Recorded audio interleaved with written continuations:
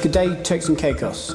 I'm addressing you from police headquarters on the 14th of June regarding serious crime, specifically the number of murders for 2023, and in light there have been 3 murders in the past 10 days.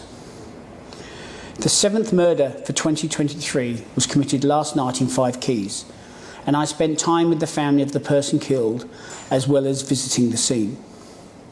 I do understand the concerns that are being expressed by our communities and the level of fear that is being felt, particularly in the communities where the violence is taking place. We do not lose sight of the human loss that each murder brings, so we are not complacent and we are determined that those committing these terrible crimes are identified and arrested. As ever, we need your help, and you can do this anonymously through Crime Stoppers or by talking to one of my dedicated team of trusted officers who work covertly and discreetly in handling information. We want you to tell us what you know, to help us get justice for those victims who have lost their lives. With your help, we can make a difference within our communities. Given the 7 murders for this year are under active investigation, I'm somewhat limited in what I can say. However, I can report that Luis Rosario has been charged with murder for the offence against Stephen Baker, who was killed on Grand Turk in January. In more general terms, what I can say about the murders is that whilst we maintain an open mind as to the circumstances and motive for each incident, and we work with the evidence we gather, at this point we believe that 2 of the 7 murders are not directly connected to serious crime and are more individual offences. We also believe the other 5 are linked to criminality, but not necessarily connected to each other. There is no evidence uncovered to date that suggests the murders have been committed by the same person or persons, but of course we have not ruled anything out. Please be reassured that we are not complacent and remain resolute and committed to keeping criminals on the back foot. I and my force executive colleagues have met with the National Security Council this week to keep the members briefed on crime and our response.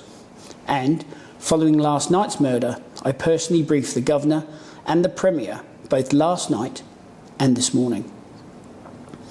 I think it's important to note that the Premier has indicated his continued support for policing, and he stands ready to assist the force as we deal with the current surge in murders.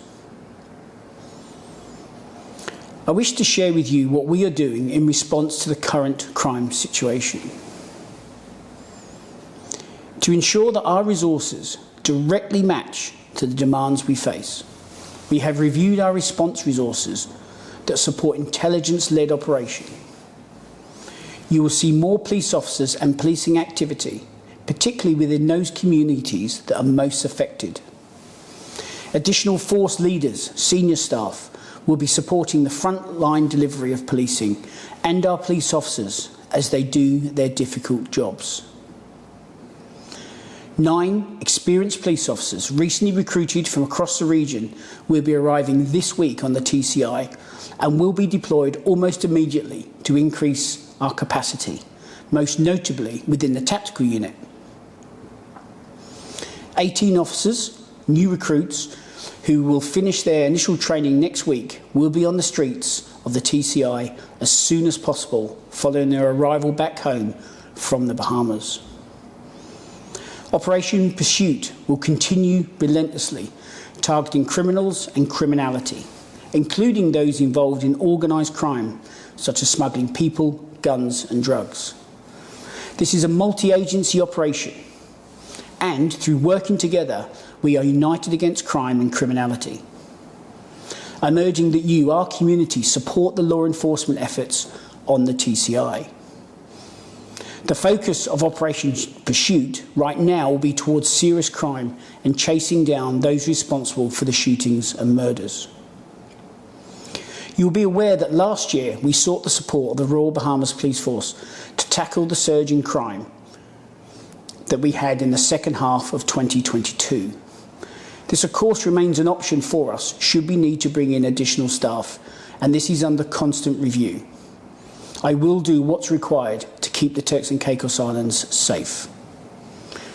Whilst acknowledging the concerns of our communities, I want to reassure you that this year has seen a building of our resources, with the 18 newly trained officers returning this week after the 6 months of training. I have been updated by the Commissioner from the Bahamas, and he says that we have an exceptional group of officers returning to the TCI, so we look forward to welcome them home. We are actively recruiting experienced specialist police officers, with the first 9 joining us this week, and they will be assigned to the tactical unit. Specialist operations, our tactical unit and marine branch, will have a new superintendent in the near future, with a highly qualified and experienced officer joining the force senior leadership team from overseas. Superintendent Matt Newton will arrive in the first week of July to take up his post, and we look forward to him joining the team and leading our specialist operations functions. For the last 6 months, a team of experienced detectives from the UK have been working with local detectives from the serious crime team to investigate murders, both cases from 2022 and the investigations that have started this year. Our colleagues from the UK are fully integrated with local officers, learning from each other and working hard to get justice for victims of crime and, of course, the families of those murdered. A new gang, gun and drug team has been formed, led by our local senior officer and comprising of officers from the TCI and the UK. They are spearheading the work to target gangs, gang members and those involved in organised crime. The team is also working in collaboration with US law enforcement to tackle the importation of drugs to the TCI. This work is supported by the 2022 legislation to tackle gangs, the TCI anti-gang legislation. I think it's worth highlighting that gang leaders are liable to 25 years in prison, and gang membership will lead to a term of 10 years for a first offence and 20 years if a second offence is committed. Whilst I cannot, for obvious reasons, provide any details, we have developed our intelligence, covert and technical capability, which is helping officers investigate crime and build cases against suspects and offenders and develop intelligence from a range of sources. There is no place for criminals to hide. We've also been developing the force's control and command capability, with command training for leaders from within the force and our partner agencies, primarily Immigration, Customs and the TCI Regiment. The way in which we work together has been further enhanced by the holding of a multi-agency command workshop, bringing leaders within the agencies together so we tackle crime as a collective. We are stronger together in the protection of our communities. In addition, we have re-established the Joint Law Enforcement Group, JLEG, which saw the signing of an MOU on the 23rd of May 2023. This group now has a membership of about 20 agencies and critical partners who are committed to working together, serving you, our communities, to ensure the safety and security of the Turks and Caicos Islands. Connected to the efforts of the force in investigating serious crime is the work undertaken by the Royal Turks and Caicos Islands Police Force Marine Branch and our Maritime Operations Centre, our radar operators. In the policing of the maritime environment and protection of our borders, 2023 has seen a region-wide surge in the number of people being smuggled from country to country, and the TCI is seeing the same increases. The Marine Branch and radar operators have been working hard all day and all night to detect boats attempting to smuggle people, guns and drugs to the TCI. The Royal Turks and Caicos Islands Police Force Marine Branch will be supported by members of the TCI Regiment in the protection of our border. I mentioned this within a crime update. It is clear that the smuggling of people, guns and drugs into the TCI has a direct line of sight to organised crime and violence. Make no mistake, those people facilitating smuggling into the TCI are fueling organised crime, shootings and the murder of our citizens.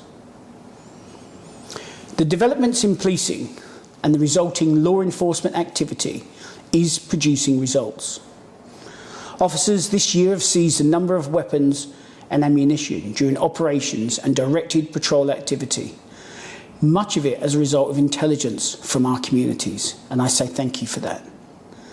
Again, the law enforcement has been strengthened, with persons being found in possession of a firearm being liable to a minimum of 12 years or 18 years for those carrying high-powered firearms. Arrests for serious crime continue, with one person, Daniel Jean, charged with robbery this week. We also have arrested and have in custody persons for robbery, possession of drugs, possession of firearms and possession of ammunition. It is my expectation that charges will be following in these cases. In closing, we keep the families of those who have been lost to violent crime on the TCI firmly in our mind. It's the pursuit of justice for those lost which drives us to track down those responsible. Policing will remain agile and responsive to the crime that is being committed. We are deploying every available tactic, some of it overt on the streets and some of it covert in the shadows, to identify those responsible for the crime. Again, my plea to you, our community, is to assist us in the way you did during 2022 and tell us what you know. You don't need to give your name. Crime Stoppers is anonymous and no one will ever know your identity. We have specialist officers who can deal with this and you can speak with them. However you are comfortable telling us what you know, please do it, as together we can keep the TCI safe. We are working hard for you, our community, and we are committed to keeping the TCI a safe place to live, work and visit. We will prevail, the criminals will not. Thank you, and may God bless our communities, our police officers, and these beautiful by nature Turks and Caicos Islands.